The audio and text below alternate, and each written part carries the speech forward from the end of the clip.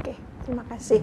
Terima kasih Pak Yuda. Mungkin ini menjadi sekarang bagian yang paling penting nih Pak ya, prevention. Jadi apa yang dilakukan oleh pemerintah untuk mencegah supaya ini tidak terjadi.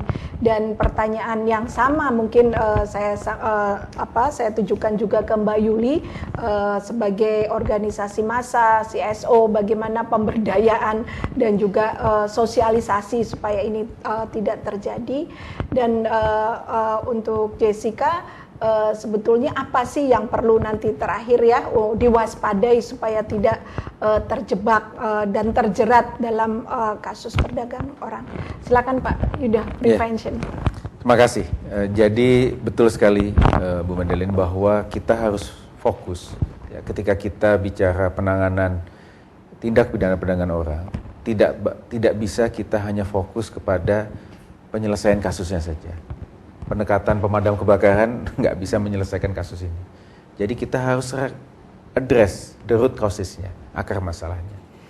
Nah kemudian tentu langkah pencegahan menjadi langkah utama. Pertama dari sisi pemerintah, tadi kami sampaikan bahwa kita sudah melakukan kerjasama ya, dan juga koordinasi dengan Pemda-Pemda di daerah. Ya. Ada 4 daerah utama dari 2.842 tersebut. Yang pertama itu ada di Sumatera Utara, ya. Yang kedua ada di Sulawesi Utara, Jawa Tengah, kemudian Kalimantan Barat, dan kemudian tersebar di berbagai macam daerah yang lain. Nah kita sudah adakan bekerjasama dengan Kemenko Polhukam, kita mengadakan rapat di tingkat daerah untuk membangun langkah-langkah pencegahan yang efektif dengan melibatkan komunitas dan stakeholder yang ada di daerah. Kemudian kita juga melakukan public awareness campaign, tadi kami sampaikan, kita lakukan datang ke kampus-kampus kami, dan kemudian kita bikinkan film singkat, video singkat, untuk bisa disebarkan melalui sosmed. Karena kan mereka bekerja melalui sosmed.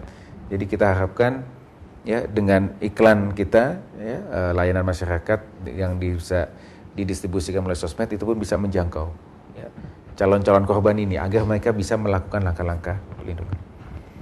Nah, kemudian pencegahan yang lain tentunya kita membangun jejaring. For sure ini tidak mungkin hanya bisa dilakukan oleh pemerintah. Ya. Perlu kerjasama semua pihak. Ya. Pentahelix, ya. Bukan hanya pemerintah, swasta, kemudian pihak akademisi, LSM, ya, media. Dengan media pun kami melakukan komunikasi agar mereka ketika melakukan pemberitaan juga bisa memberikan elemen-elemen edukasi di situ. Nah, tadi Mbak Yuli bagus sekali. Ya. Kami pun melakukan kerjasama. Bagaimana teman-teman LSM juga bisa aware dengan apa itu TPPO dan ketika menerima pengaduan juga bisa melakukan pendalaman informasi melalui berbagai macam informasi atau pertanyaan sehingga lengkap datanya. Nah terakhir ini yang mungkin saya perlu sampaikan agar juga menjadi perhatian bahwa tadi kami sampaikan dari 2.842 tidak semuanya korban TPPO. Ada yang bukan korban. Ketika 3 unsur itu tidak terpenuhi, tindakan, cara, tujuan tidak terpenuhi. Dan kami mencatat dari 2.842 tersebut ada yang kemudian berangkat lagi ke luar negeri dan bekerja di jenis perusahaan yang sama. Ya kalau ini pasti bukan korban. Ya, pasti bukan korban. Tadi kan Mbak Jessica kan ada panggilan hati ya, nggak sesuai. Tapi kami dapat sampaikan bahwa ada juga yang kemudian menikmati karena dia mencapai target. Mencapai target, kemudian merekrut orang juga dia dapat penghasilan, sehingga kalau dilihat dari penghasilan, ya besar. Nah mereka itu yang kemudian berangkat lagi. Jadi memang kadangkala karena ada satu kasus dan lain hal, kemudian bikin viral, gitu ya, minta dipulangkan, begitu sudah kita pulangkan, ternyata balik lagi seperti itu. Ini yang, nah ini. Jadi kami sangat-sangat menghimbau sekali, jangan mengambil resiko yang tidak perlu. Ketika sudah paham, jangan berangkat.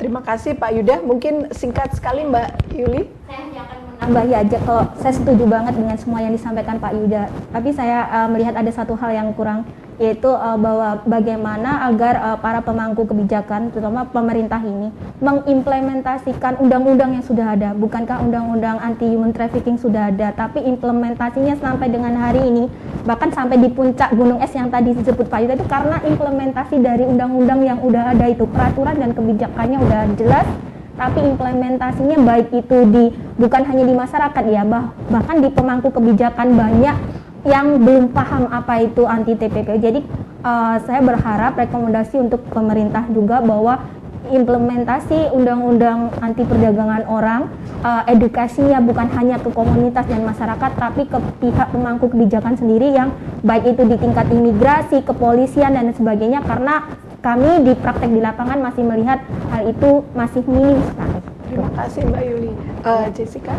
Tapi betul justru seperti yang dikatakan Pak Yuda, memang tidak semua menjadi korban. Memang saya lihat di sana sebagian ada yang menikmati, Pak. Dan mereka yang bisa bertahan dengan situasi violent, bagi mereka itu adalah kehidupan biasa.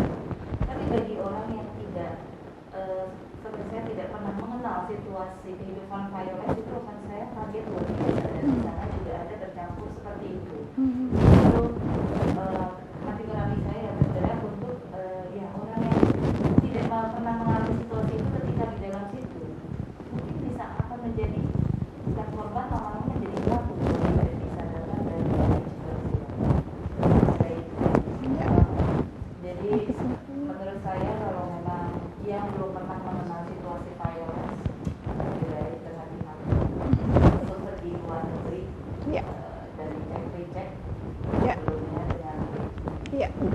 Baik, terima kasih Pak Yuda, Mbak Yuli, Jessica atas sharing dan ceritanya pada sore hari ini. Semoga bermanfaat untuk teman-teman yang saat ini menyaksikan diskusi kita. Ini persoalan yang pelik sekali dan juga penting untuk segera diselesaikan.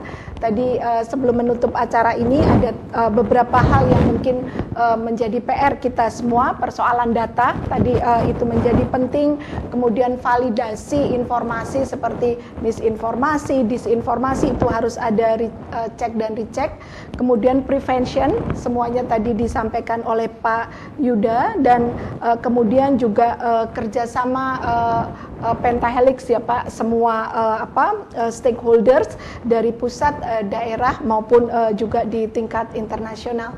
Dengan demikian saya mengucapkan terima kasih atas perhatiannya. Semoga diskusi ini bermanfaat dan juga menjadi masukan untuk pengambil keputusan dan juga untuk kita semua. Selamat sore dan salam sehat. Terima kasih. Sekarang rumahnya berjubel.